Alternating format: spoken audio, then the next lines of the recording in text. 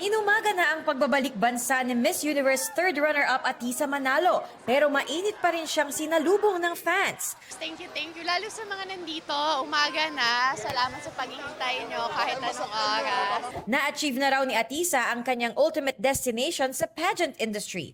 Ito na raw ang huling pageant niya matapos ang 18-year journey bilang kontesera.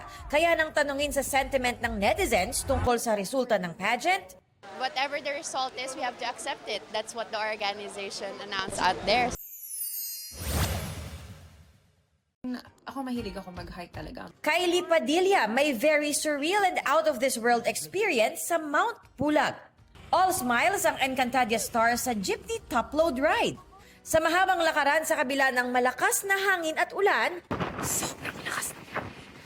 Yun yung palaban natin. At sa pag-abot sa summit, kahit makapalang fog.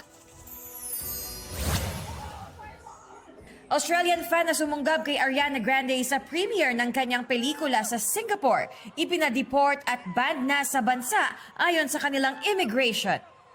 Athena Imperial nagbabalita para sa GMA Integrated News.